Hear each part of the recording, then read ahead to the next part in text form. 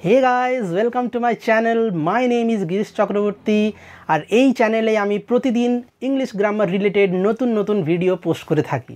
ঠিক আছে, তাহলে থাম্বনেলে তোমরা দেখতেই পাচ্ছ যে গ্রামার উচ্চ মাধ্যমিক গ্রামার সিরিজ আমি একটা চালাচ্ছি, যেটা হচ্ছে র্যাপিড টেস্ট নামে যে বই রয়েছে সাঁতরা পাবলিকেশনের। এটাতে আমি টেস্ট বাই টেস্ট প্রতিদিন একটা করে ভিডিও বানাচ্ছি, যেখানে তোমরা একদম ইনডেপথ একদম ইন ডিটেল তোমরা এক্সপ্লেনেশন পাবে, যেটাতে কি হবে যে পুরো তোমাদের একদম গ্রামাটিক্যাল যা কিছু ডাউট রয়েছে সব কিছু সলভ হয়ে যাবে। ঠিক আছে, তাহলে দেখো প্রথমেই রিকোয়েস্ট করবো যে যারা নতুন আছে চ্যানেলে প্লিজ সাবস্ক্রাইব করো, আর যদি ভালো লেগে থাকে তাহলে বন্ধুদের সাথেও এটা শেয়ার করো, যাতে কি সবাই এটা নিয়ে জানতে পারে। ঠিক আছে, তাহলে দেখো দেরি না করে শুরু করে দেওয়া যাক। দেখো প্রথমে রয়েছে আন্ডারলাইন করা আছে একটা ওয়ার্ডে, যেটাকে নাউন ফর্মে বানাতে বলা হচ্ছে। বলছে যে হি ব্রিথড হেভিলি, হি ব্রিথড হেভিলি। ঠিক আছে, মানে সে নিঃশ্বাস নিল ভারীভাবে। ঠিক আছে, এখন কথা হচ্ছে এটার নিচে আন্ডারলাইন করা আছে, এটা কি একটা ভার্ব। বলা হচ্ছে যে একে নাউন ফর্মে করো। কিভাবে নাউন ফর্মে করব আমরা? দেখো বলছে যে সে, তার আগে দেখতে হবে ভার্ব ফর্ম কি, এটা অলরেডি ভার্বে আছে, যেটা কি ব্রিথ। দেখো BREATHE, এটা হচ্ছে ভার্ব ফর্ম, যেটা মানে হচ্ছে নিঃশ্বাস নেওয়া। তাহলে এর নাউন ফর্ম কি হবে? এর নাউন ফর্ম হবে কি নিঃশ্বাস, যেটা শুধুমাত্র একটা বস্তুর মতো কাজ করছে, তাই তো? এটা যদি আমরা নাউন ফর্ম করি, এটা নাউন ফর্ম হচ্ছে কি বলতো? ব্রেথ, BREATH, মানে শেষে ই থাকে না। ঠিক আছে, এটার উচ্চারণ হচ্ছে ব্রিথ দ, এটা হচ্ছে ব্রেথ থ। ঠিক আছে, দেখো তাহলে এটা কি হবে? He took a heavy heavy heavy breath. ঠিক আছে, হেভি ব্রেথ। এখানে ছিল সে নিঃশ্বাস নিয়েছিল ভারীভাবে, এখানে কি করলাম? সে নিল। দেখো ভার্ব হয়ে গেল, এখানে টুক একটা আলাদা বসালাম, এটা হয়ে গেল কি অ্যাডজেক্টিভ, এটা হয়ে গেল নাউন। এই অ্যাডভার্ব থেকে আমরা করে দিলাম অ্যাডজেক্টিভ, আর ভার্ব থেকে আমরা করে দিলাম কি নাউন। তাহলে হয়ে গেল। দেখো এটাকে আরেক রকমভাবে করা যেতে পারে। কীরকম? হিজ ব্রেথ, মানে তার নিঃশ্বাসটা ছিল কীরকম? ওয়াজ হেভি। বুঝতে পারছো কী বলছি? এটাও এই যে এটা নাউন হয়ে গেল, এখানেও এটা নাউন, এখানেও এটা নাউন, দুটোই চলবে। ঠিক আছে, যেটা সোজা মনে হয় তো তোমরা করে নিও। দেখো নেক্সটটা যে হচ্ছে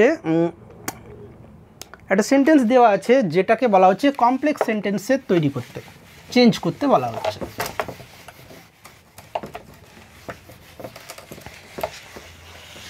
বলছে despite these disadvantages, despite these disadvantages, এই প্রতিকূলতাগুলি সত্ত্বেও he possessed, মানে সে পজেস করতো, তার অধিকারে ছিল কি গ্রেট ইনেট, মানে কি ভেতরকার, ভেতরে যেটা। ঠিক আছে, wisdom, great innate wisdom and true generosity of spirit, and true generosity of spirit. ঠিক আছে, বলছে দেখো ডেসপাইট মানে কি? ডেসপাইট মানে হচ্ছে তোমার সত্ত্বেও।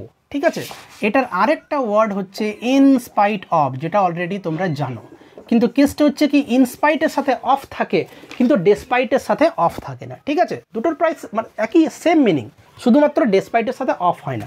মানে কি বলছে? সত্ত্বেও, কি সত্ত্বেও না, তার ডিসঅ্যাডভান্টেজ, মানে এই ডিসঅ্যাডভান্টেজগুলি সত্ত্বেও, মানে কোন পড়া থেকে এটা? এটা হচ্ছে কালামের থেকে। ঠিক আছে, স্ট্রং রুটস থেকে, কালামের বাবার নিয়ে বলা হচ্ছে যে কি এই প্রতিকূলতাগুলি থাকা সত্ত্বেও কি তিনি পজেস করতেন, মানে তার মধ্যে ছিল কি গ্রেট ইনেট উইজডম, মানে ভেতরকার যে জ্ঞান, and true generosity of spirit, মানে কি ভেতরকার যে কী ছিল, তার মধ্যে জেনারসিটি ছিল, মানে মহানুভবতা ছিল, লোককে সে সাহায্য করতো। ঠিক আছে, তো এটাকে দেখো কমপ্লেক্স করলে আমরা অ্যাডভার্বিয়াল ক্লজে করতে পারি। কীরকম? দো দিয়ে করতে পারি, বা অল দো শুরুতে থাকলে কি হয়? অল দো। ঠিক আছে, কী হবে এটা? অল দো, যদিও কি হ্যাঁ এখানে সাবজেক্ট কে, তিনি, তাই তো। অলদো হি হ্যাড, যদিও তার ছিল কি দিস ডিসঅ্যাডভান্টেজেস, অ্যাডভান্টেজ মানে কি, অ্যাডভান্টেজ মানে সুবিধা, তাই তো। হ্যাঁ, ডিসঅ্যাডভান্টেজ মানে কি, তার অপোজিট যেটা অসুবিধা। Although he had this disadvantages comma কি হি পজেসড, তিনি পজেস করতেন কি এই যে great innate wisdom and true generosity of spirit, এইটুকু তিনি পজেস করতেন। এই হি থেকে বাকি অংশটা পুরোটাই, বুঝতে পারলে কী বলছে, দেখো লিখে নেবে এটা। এবারে নেক্সট হচ্ছে হি আনসার্ড ইন এ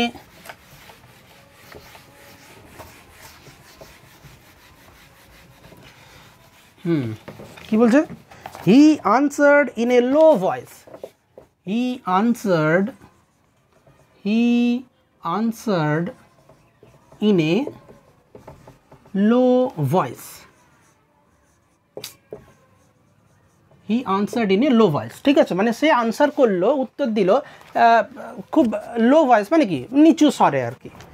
এটাকে বলা হচ্ছে যে turn into a negative sentence, negative সেন্টেন্সে এটা তৈরি করো। এটা কীরকমভাবে করবে দেখো, তার আগে দেখতে হবে এখানে আমার কী বলা আছে, কি লো ভয়েস, ঠিক আছে। লো ভয়েস মানে নিচু স্বরে, তার মানে কী বলবো উচ্চ স্বরে, নিশ্চয়ই অপোজিট বলতে, তাই তো।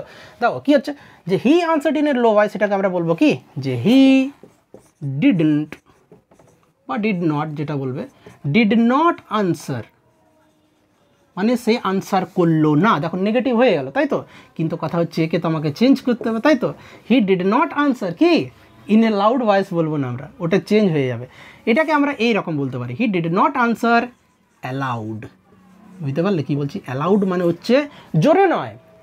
দেখো অ্যালাউড আর লাউডলি দুটো ওয়ার্ড আছে, দুটোই কিন্তু অ্যাডভার্ব, এটাও অ্যাডভার্ব এটাও অ্যাডভার্ব, কিন্তু তফাৎ হচ্ছে কি বলতো, একটু মিনিংয়ের ব্যাপারে কিন্তু একটু তফাৎ আছে। যে কি লাউডলি মানে হচ্ছে এত জোরে যে তোমার সহ্য হচ্ছে না এইরকম, অ্যালাউড মানে হচ্ছে কি শোনা যাবে এতটুকু যেন জোরে হয়, অ্যাটলিস্ট মানে কমপক্ষে যতটুকু দরকার, যতটুকু জোরে না হলে আমরা শুনতেই পাবো না, ততটুকু জোরে, তখন বলা হয় অ্যালাউড, ঠিক আছে।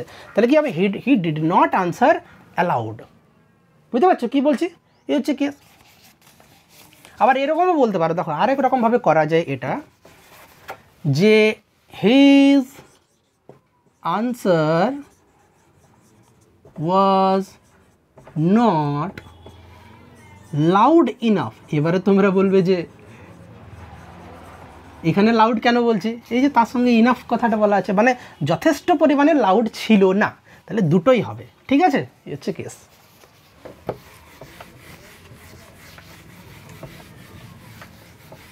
দেখো এবারে নেক্সট কি আছে, হ্যাঁ we cursed him, abused him and drove him out. We cursed him, abused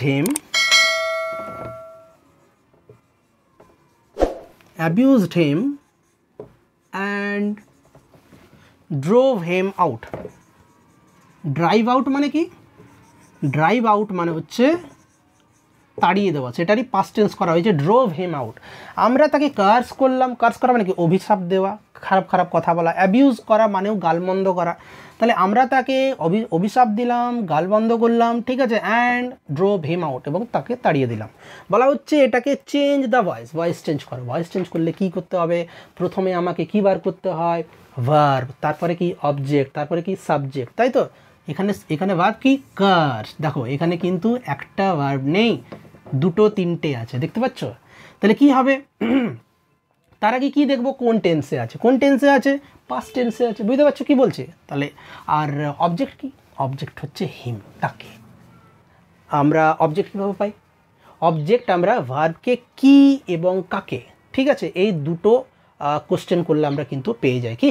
তাহলে এখানে কি আমরা কাকে কার্স করলাম, কাকে তাড়িয়ে দিলাম, হিম, তাকে, তাহলে এটাই হয়ে গেল, তাই তো। তাহলে এটা কি হবে, আর এটা পাস্ট টেন্স আছে মানে কি, দেখো কি করছি এটা, হি ওয়াজ, পাস্ট টেন্স হলে কি হয়, ওয়াজ দিয়ে, ওয়াজ বা ওয়ের দিয়ে V3, তাই তো। তাহলে হি ওয়াজ কি, এবারে এই যে cursed, he was cursed, comma কি abused and driven out by কার দ্বারা, এই যে উইটা কি হয়ে যাবে আস, বুঝতে পারলে কি বলছে, সিম্পল জিনিস। দেখো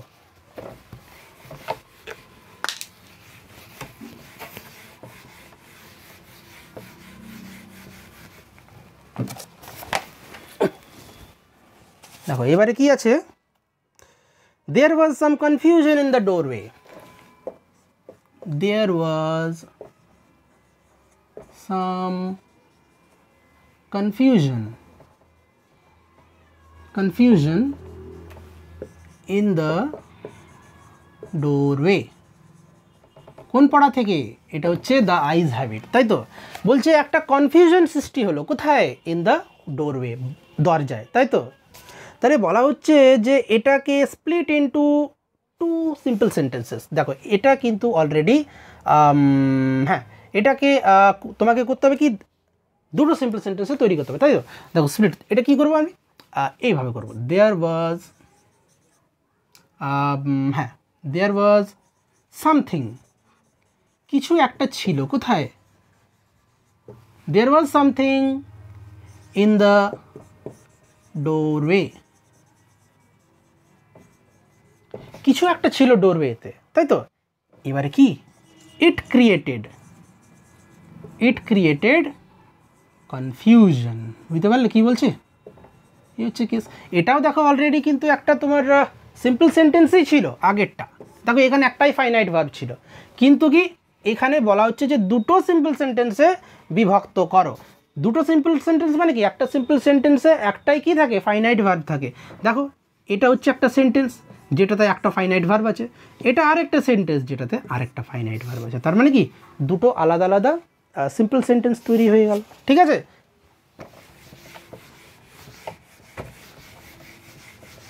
নেক্সট কি, নেক্সট হচ্ছে the poet said, narration change actually, the poet said, poet বললো, কি বললো, সামটাইম টু হট, প্রচণ্ড উত্তাপ নিয়ে কে, the eye of heaven shines, the eye of heaven shines, ঠিক আছে। আই অফ হেভেন কাকে বলা হয়েছে, সূর্যকে, তাই তো। দেখো বলছে পোয়েট বলেছিল কি কোনো কোনো সময় কি টু হট মানে খুব গরম ভাবে, কি দ্য আই অফ হেভেন মানে কি সূর্যের কথা বলছে, সূর্যে, আই অফ হেভেন মানে কি আকাশের চোখ, মানে কাকে বলছে, সূর্যকে। সূর্য কী করে, সাইন্স মানে সাইন করে, চকচক করে। তো এটাকে বলা হচ্ছে ন্যারেশন চেঞ্জ। কী হবে, সিম্পল জিনিস, এটা কি সেডই থেকে যাবে, কেন কাউকে তো বলছে না কথাটা, তাই তো, সেড থেকে যাবে। তাহলে কী হবে, দ্য পোয়েট সেড, পোয়েট বলল বা বলেছিল, দুটোই ঠিক, যে কি সামটাইম, না সেড এখানে আর কমা হবে না, সেড দ্যাট কি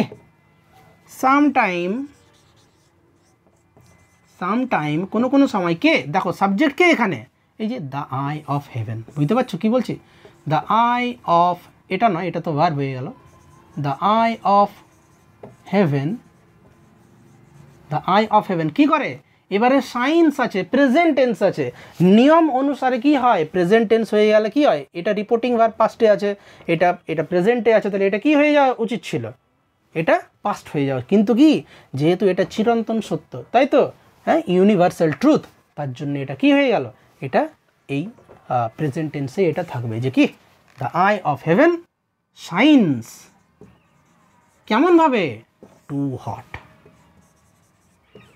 বুঝলে, হচ্ছে কেস। দেখো হয়ে গেল এইগুলো। এইবারে আছে হচ্ছে তোমার কমন এরার্স আছে, ঠিক আছে। কমন এরার্সে আছে কি, হি মে কট